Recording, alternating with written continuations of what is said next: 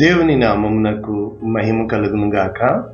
ప్రభువునందు ప్రియులారా, మన ప్రభువు రక్షకుడునైన క్రీస్తు యేసు పరిశుద్ధ నామములో మీ అందరికీ శుభములు. 8వ తేదీ డిసెంబర్ మాసము 2024 సంవత్సరం. ఈరోజు దేవుడు నిన్ను ప్రేమించి నీకిస్తున్న అద్భుతమైన వాగ్దానం, నీకు మంచి గతి కలుగును. ఏంటంట? నీకు మంచి గతి కలుగును.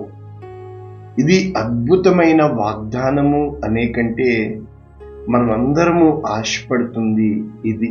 అంటే మంచి రోజులు వస్తాయి అని ఎదురు చూస్తున్న మనకి దేవుడు చెప్తున్న మంచి చల్లటి కబురు, నీకు మంచి రోజులు వస్తాయి. సామెతలు 24:14 పూర్తి వచనము, నీ ఆత్మకు జ్ఞానము అట్టిదని తెలుసుకును. అది నీకు దొరికిన ఎడల ముందుకు నీకు మంచి గతి కలుగును. నీ ఆశ భంగము కానేరదు. చూసారా? నీ ఆశ భంగము కానేరదు. ఎన్నో ఆశలు పడతాం కదా, ఎన్నో విధాలుగా కదా.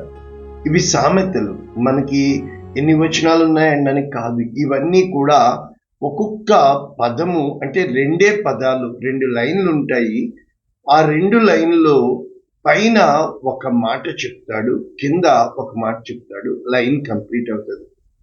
ఏ విధముగా మీకు అర్థమయ్యేటట్టు ఒక్కసారి మనకి ఏమని చెప్తున్నా, నీ ఆత్మకు జ్ఞానము అట్టిదని.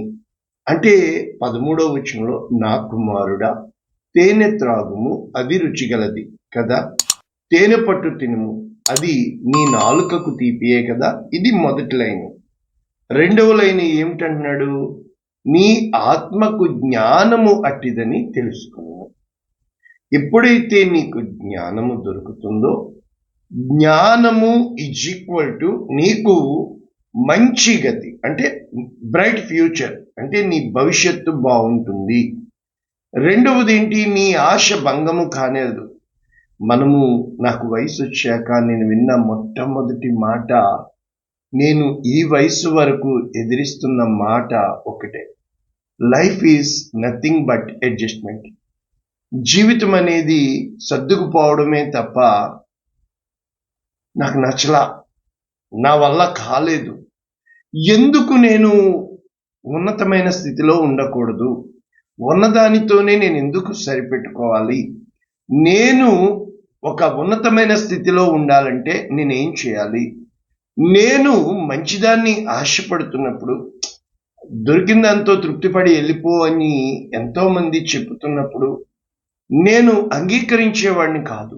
నేను ఎలా అనుకునేవాడిని అంటే, నా భవిష్యత్తు ఈ విధంగా ఉండాలి, నా ఆశలు ఇవి. మొట్టమొదట నా ఆశలు ఏమిటి అనేది నాకు తెలియాలి. రెండవది, నా భవిష్యత్తు ఎలా ఉండాలో నాకు తెలియాలి.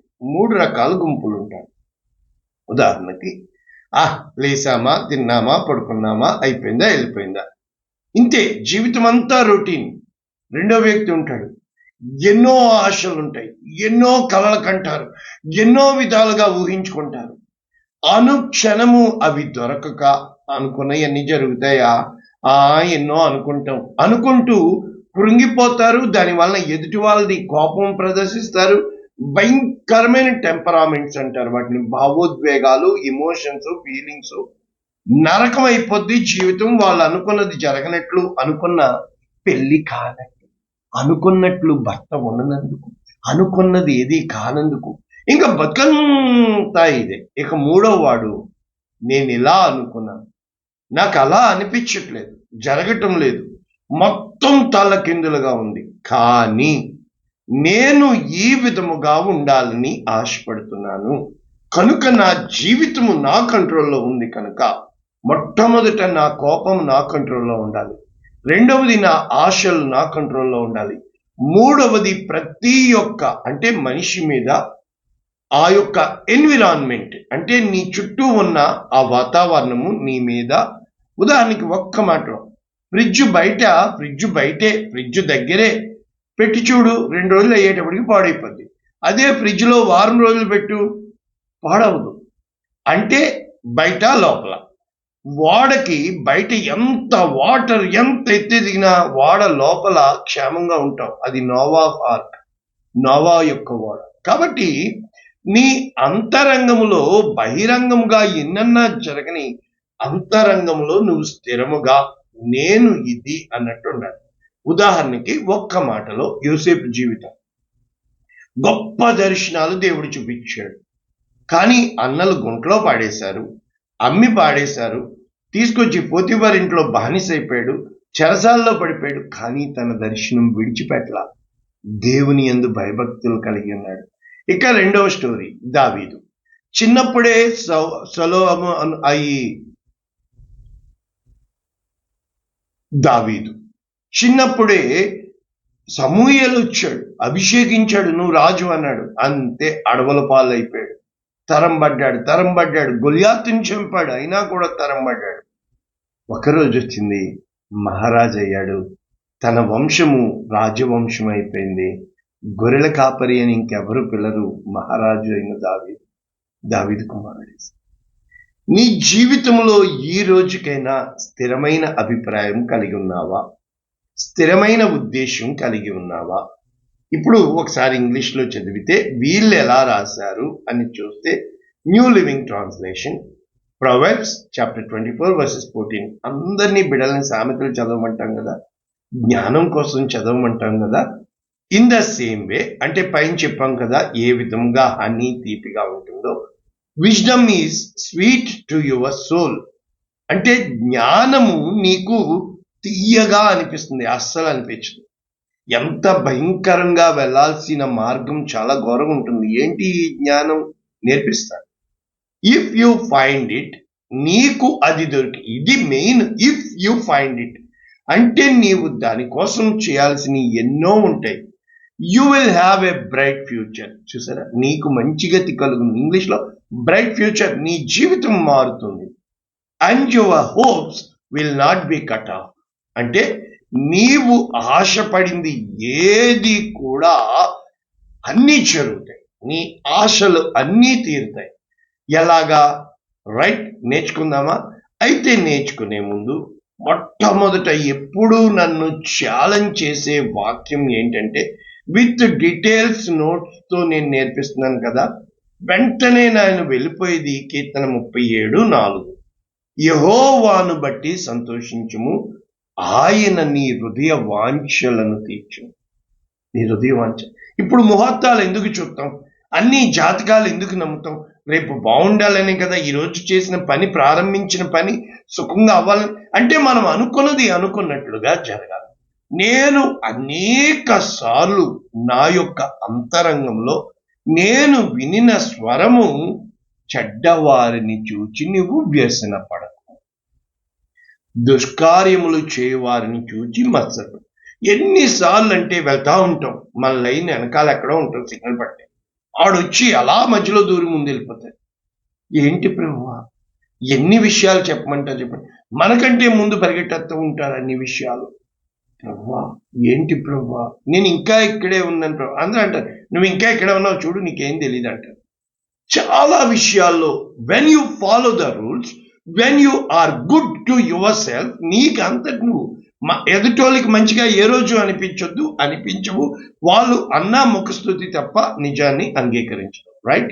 అయితే వారు గడ్డి వలనే, గడ్డికి ఎన్నోసార్లు చెప్పాను విస్తరించుట. గడ్డి వెంటనే మొత్తం నాదే అంటది, ఎండిపోద్ది. మరి ఈ బాంబు, ఈ చందనము, ఇవన్నీ మరి ఎంత పైకి దేవదారు వృక్షాలు ఎన్ని సంవత్సరాలు పట్టి ఎదుగుతాయి? 6 సంవత్సరాలు. కానీ తర్వాత దాని విలువ, మరి గడ్డి విలువ. అంటే ఏ విధముగా ఇక్కడ యెహోవా యందు నమ్మిక ఉంచి మేలు చేయము, దేశమందు నివసించి సత్యము అనుసరించి యెహోవాను బట్టి సంతోషించు. ఎన్ని స్టెప్లు చెప్పండి?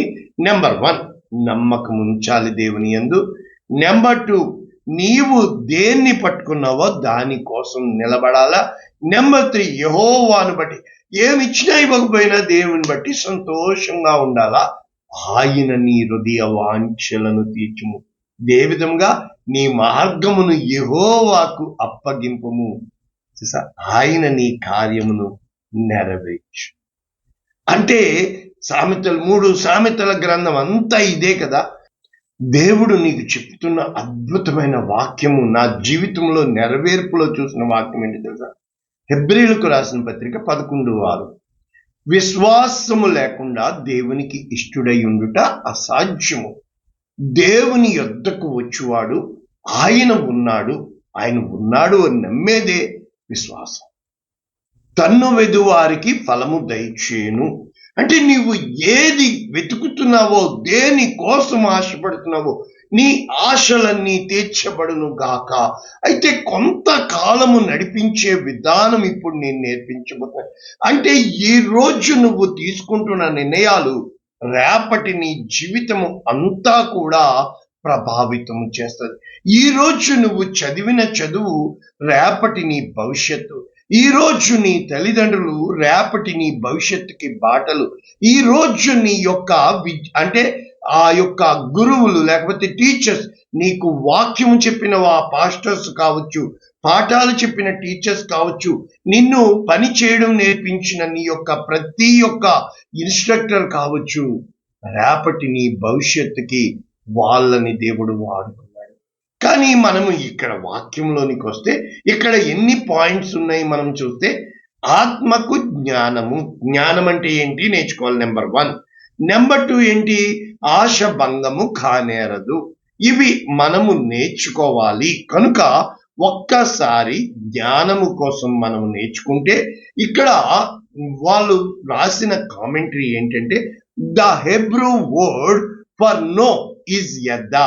యద్దా అంటే అర్థం ఏంటంటే అన్ని విషయాలు దేవునికి తెలుసు. అంటే నీ గతము, నీ యొక్క వర్తమానము, నీ భవిష్యత్తు, అంటే పర్ఫెక్ట్ నాలెడ్జ్. అంటే నేను ఒక మాట చెప్తున్నా, నీవు ఎవరు అన్నది నీకు తెలుసు, కానీ పైకి ప్రజల కోసం బిల్డప్ చేస్తున్నావు. నీవు ఎవరు అన్నది నీకు తెలుసు, నీవు ఎంత మోయగలవో, కానీ ప్రజల ముందు నీవు షో అప్ చేస్తున్నావు. నీకు ఎంత తింటే నీకు బాగుంటుందో తెలుసు, కానీ ప్రజల ముందు నువ్వు ఏం చెప్పమంటే నిజంగా నీవు ఎవరో, ఏ మాట నిన్ను గాయపరుస్తుందో, ఏ మాట నువ్వు అనవో నువ్వు అర్థం చేసుకోవడమే జ్ఞానం. ఇక్కడ ఏమని చెప్తున్నారు? ఇది అండర్స్టాండింగ్, అంటే అర్థం చేసుకొనుట. మొట్టమొదట నువ్వేం చేసుకోవాలా? ప్రశాంతంగా ఉండాలా. ఏ మాట నీ కోపం చెప్పేస్తుంది?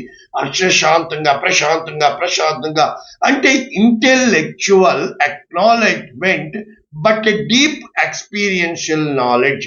అంటే నేను ఎవరితో మాట్లాడుతుంటే నాకు కోపం వస్తుంది, ఏమి చూస్తే నాకు కోపం వస్తుంది, ఏది తింటే నాకు పట్టడం లేదు, అవి నువ్వు గమనించుకోవాలా, గ్రహించుకోవాలా.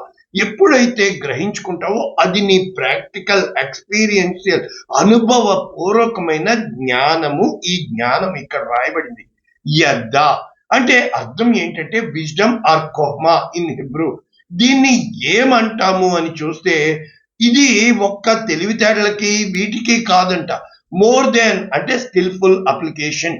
అంటే ఒక పని ఒక వ్యక్తి చేస్తే ఎలా ఉంటుంది, అదే కొంచెం అనుభవం ఉన్న వ్యక్తి చేస్తే ఎలా ఉంటుంది, అదే నైపుణ్యం కలిగిన వ్యక్తి చేస్తే ఏ విధంగా ఉంటుంది చూసారు. అంటే మామూలు వ్యక్తి ఎలా చేయగలుగుతాడు, అనుభవం ఉన్న వ్యక్తి ఎలా చేస్తాడు, నిపుణత కలిగిన వాడు ఎలా చేస్తాడు. మరి ఇటువంటప్పుడు ఈ యొక్క విజ్డమ్, ఈ స్వీట్ అంటే ఏంటంటే వాళ్ళు రాసింది తేనెతో పోల్చారు, లైక్ అని కదా. మతోక్ అంటే అర్థం ఏంటంటే ఆ యొక్క తీపి ఎలా ఉంటుందో నీ జీవితము అనేక మందికి తీయదనముగా, అనేక మంది అంటే దేవుని వాక్యము జుంటి తేనె ధారల కన్నా మధురమైన వాక్యము కనుక. అంటే కొలసీలకు రాసిన పత్రిక 2వ అధ్యాయం 3వ వచనం, బుద్ధి జ్ఞానముల సర్వ సంపదలు క్రీస్తు యేసునందు. అంటే క్రీస్తు యేసు నీ కోసం నా కోసం రోల్ మోడల్ గా వచ్చాడు. అయితే మనం అందరము కూడా యోబు గ్రంథం మనందరికీ తెలుసు. అయితే 28వ అధ్యాయము మొత్తం చదివితే అయితే జ్ఞానం ఎక్కడ దొరుకును, వివేచన ఎక్కడ దొరుకును, జ్ఞానం ఎక్కడ దొరుకును అని మొదటి వచనం నుంచి చివరి వరకు వెళుతూ బండలో సైతము వాళ్ళు బాటలు వేస్తారు, సముద్రము అడుగున సైతం వాళ్ళు ప్రయాణాలు చేస్తారు. ఇవన్నీ మనం చూస్తాం.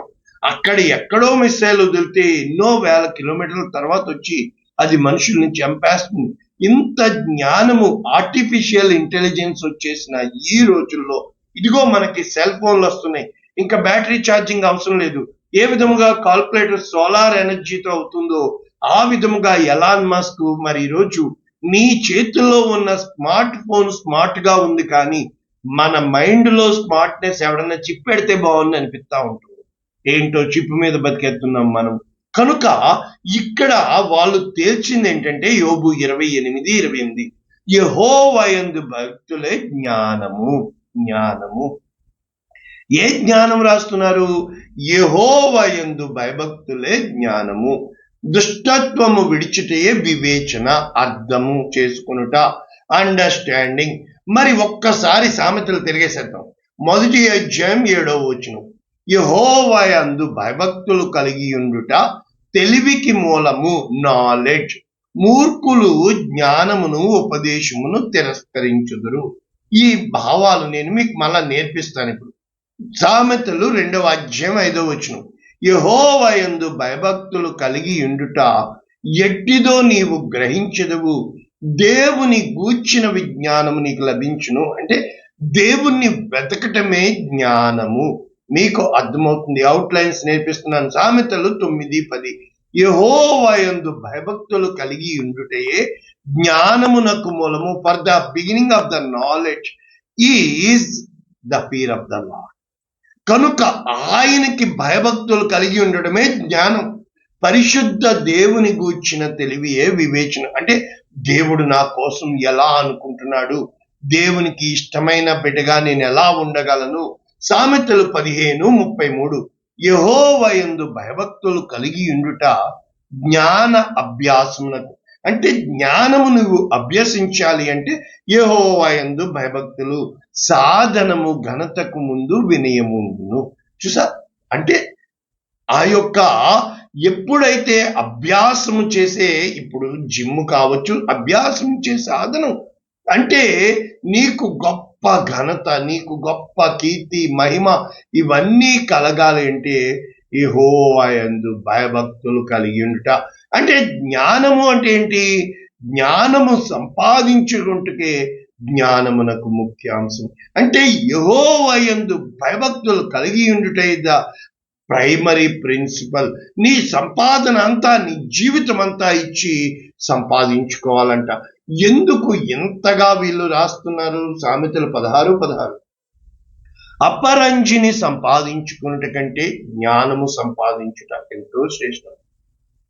వెండిని సంపాదించుట కంటే తెలివిని, అంటే బంగారము కంటే, ముత్యముల కంటే, పగడముల కంటే ఎందుకు జ్ఞానము గొప్పది అని వాళ్ళు చెబుతున్నారు అని అంటే, మనము నోట్స్ చూసుకుని ముగించేస్తే ఇక్కడ భయభక్తులు అనేది వీళ్ళు నోట్స్ మనకి ఏం చెప్తున్నారు? The fear of the lord. The phrase the fear of the lord is found in the book of Proverbs. మొత్తం సామెతలు అంతా దేవుని యందు భయభక్తులు, దేవుని యందు భయభక్తులు, మొత్తం గ్రంథం అంతా మనం చూస్తాం. అయితే ఫియర్ ని హెబ్రూలో ఏమని రాశారు? ఈరా. అది యథా, ఇది ఈరా. ఈరా అంటే టెర్రర్. అంటే అర్థం ఏంటి? అమ్మో, దేవుడు నన్ను వదిలేస్తాడేమో. యోసేపు ఏమన్నాడు? దేవుడు నాకు దూరం అవుతాడేమో, దేవునికి విరోధంగా ఈ పాపం ఎట్లు చేయుదును. మరి దావీదు ఏమన్నాడు? అమ్మో, దేవునికి విరోధంగా ఈ పాపం నేను ఎట్లు చేయుదును. మోషే ఏమన్నాడు? అమ్మో, దేవునికి అంటే నీవు దేవుని కోసం భయపడతావు, మనుషుల కోసం కాదు. అమ్మో, దేవుడు నన్ను వదిలేస్తే నేను బతకగలనా? అమ్మో, దేవుని అభిషేకం లేకపోతే ఇంత ఉపవాసాలు చేసి ఇంత కన్నీరు కాచి దేవుని పోగొట్టుకుంటానా? కాబట్టి ఒక్క పూట కూటి కోసం ఏసావు జ్యేష్ఠత్వం అమ్మేసుకున్నట్టు, సోది సొమ్ము కోసం బిలాము అమ్మేసుకున్నట్లు. కనుక ప్రభువునందు ప్రియులరా, టెర్రర్, అప్పుడు ఆ యొక్క అంత భయము దేవునితో కలిగి ఉండాలి, మనుషుల ముందు కాదు, నీ జీవితం కోసం కాదు. కనుక రెస్పెక్ట్ అండ్ రెవరెన్స్ అంటే ఈ భయము ఇచ్చుకొట్టు దేవునికి ఇచ్చే నువ్వు ఆ యొక్క రెస్పెక్ట్. అంటే మర్యాద అనేది కాదండి, ఇంకా ఎక్కువ. ఇంకా చెప్పాలంటే రెవరెన్స్, పూజింపదగిన అంటే ఘనపరచదగిన అటువంటి భయము కలిగి ఉండడమే. ఇది వారు అనుభవంతో చూశారు. ఎప్పుడైతే దేవోక్తి లేని ఎళ్ళ జనులు కట్టులేక తిరిగి నశించెదరు. నాయకుడు లేని ఎళ్ళ, ఇప్పుడు టీచర్ లేదనుకోండి, క్లాసులో ఎలాగ ఆడేసుకుంటాం, మరి పాస్టర్ లేకపోతే సంఘంలో ఎన్ని మాటలు ముచ్చట్లు చెప్పేసుకుంటా ఉంటాం, ప్రసంగం చేస్తున్నా ఎన్ని మాటలు మాట్లాడేసుకుంటూ ఉంటాం. కనుక ఇస్ ద బిగినింగ్ అనే మాటకి వీళ్ళు ఏమి రాశారు? హెబ్రూ వర్డ్ రెషీత్ అంటే అర్థం ఏంటంటే దేనికైనా ప్రతి దానికి మొట్టమొదట నీవు దేవుని పెట్ట. ఎప్పుడైతే దేవుణ్ణి పెట్టి దేవుల్లో చూస్తావో, నాలెడ్జ్ అనే పదకి అర్థం ఏంటంటే ఇంటెలెక్చువల్ అండర్స్టాండింగ్. అంటే అర్థం ఏంటంటే డాట్ అని రాశారు, అంటే డీప్, అంటే దీని వలన ఒకవేళ ఈ మాట వలన నేను ఎవరికి దూరం అయిపోతున్నాను, ఈ మాట వలన ఏమైపోతున్నాను, ఈ పని చేయడం అంటే నీకు ఒక గుర్తింపు కలిగి ఉంటావు. 14వ వచనం నుంచి మన వాక్యము ప్రారంభం. దేవుని మహిమకు కీర్తి కలుగుటకై ఆయన సంపాదించుకున్న ప్రజలను ఆయన మనకి తన ఆత్మను ఇచ్చి ప్రోత్సహించి యేసు క్రీస్తునందలి విశ్వాసము మూలముగా మనము ఏం చేస్తాము? అన్ని విషయాల్లో దేవుని నమ్మి కృతజ్ఞతాస్తుతులు చెల్లిస్తాం. అప్పుడు నీ మనోనేత్రములు వెలిగింపబడినందున ఆయన మిమ్మును పిలిచిన పిలుపు వలనైనా నిరీక్షణ ఎట్టిదో, పరిశుద్ధులలో మహిమ ఐశ్వర్యము ఎట్టిదో ఆయన క్రీస్తునందు అంటే ప్రతి ప్రశ్నకి జవాబు యేసుక్రీస్తు. నీ జీవితము యేసుక్రీస్తు. పునరుద్ధాన శక్తి నిన్ను పాపము కోసము ఆ కలువరి మార్గంలో నడిపిస్తాడు. నీ యొక్క ఆశలు నెరవేర్చడం కోసం పునరుద్ధాన శక్తితో నింపుతాడు. అంటే ఎంత గొప్పది అని అంటే ఇంకా వర్ణనకు మించింది.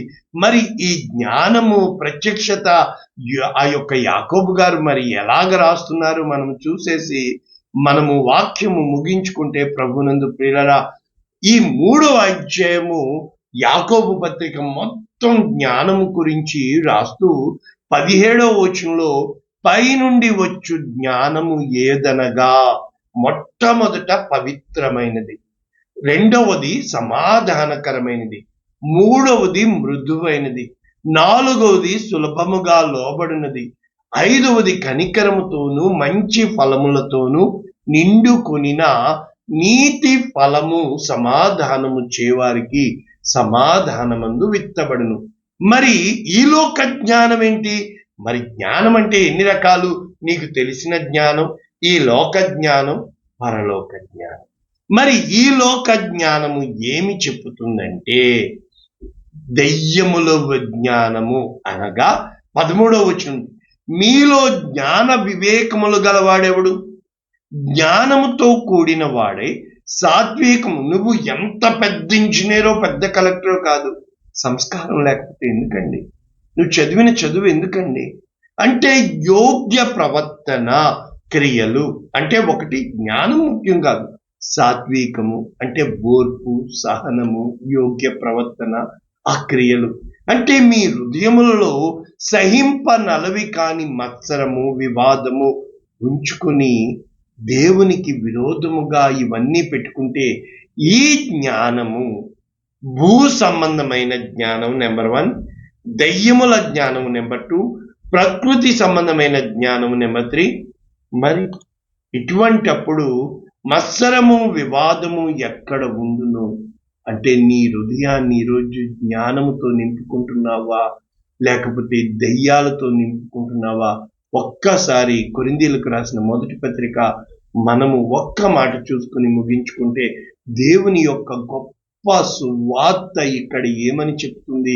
దేవుడు నీ కోసం గొప్ప కార్యాలు చేయాలని, గొప్ప కనికరము చూపించాలని దేవుడు సిద్ధపడుతుంటుండగా, ప్రభువునందు ప్రియులారా, దేవుడు సిలువను గూర్చిన వార్త నశించుచున్న వారికి వెరితనము కానీ, రక్షింపబడుచున్న మనకి దేవుని శక్తి. ఇందు విషయమై జ్ఞానుల జ్ఞానం ఏమని? వివేకముల వివేచన నేను శూన్యపరుతును, వారి జ్ఞానము నాశనం చేస్తాడు. జ్ఞాని ఏమయ్యను, శాస్త్రి ఏమయ్యను, ఈ లోకపు తర్కవాది ఏమైను, ఈ లోక జ్ఞానము దేవుడు వెర్రితనముగా చేస్తున్నాడు.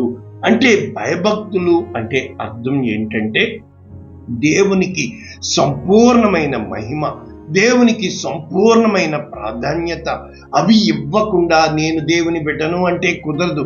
అంటే అర్థం ఏంటంటే ప్రభువునందు ప్రియులారా, నీవు గొప్ప విద్యావంతుడు అయి ఉండొచ్చు, గొప్ప మేధావి అయ్యొచ్చు, గొప్ప తత్వవేత్త అయి ఉండొచ్చు, కానీ ఈ లోకంలో అవన్నీ పనికొస్తాయి ఎప్పుడైతే నువ్వు మెత్తని వాడవో, మృదువైన వాడవో, సమాధానపరచువాడవో, లోబడేవాడవో, మెత్తని హృదయము కలిగి 10 మందికి దేవుని కూర్చి నేర్పించేవాడవో, ఇతరుల మీద వేసేసేది అహము, నీ మీదే వేసుకునేది దేవుణ్ణి గణపరిచేవాడు.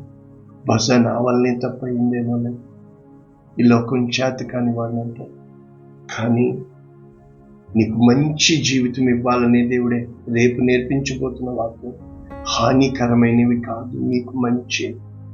దేవునికి అప్పగించుకోగలవా? ఇప్పటికైనా నీ జీవితాన్ని దేవుని చేతుల్లో పెట్టగలవా?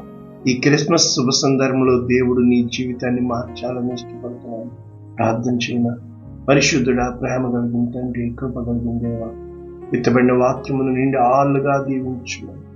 జ్ఞానము అంటే ఈ లోకంలో బతికేది కాదు, నీ యొక్క భయభక్తులు కలిగి ఉండటం నేర్పించమని, క్రిస్మస్ శుభములతో నింపమని యేసు శ్రేష్టమైన నామమున దీవిస్తున్నాను తండ్రి. ఆమేన్. God bless you all. Happy Christmas, merry Christmas. నెల రోజులు చెప్పుకుందాం. God bless.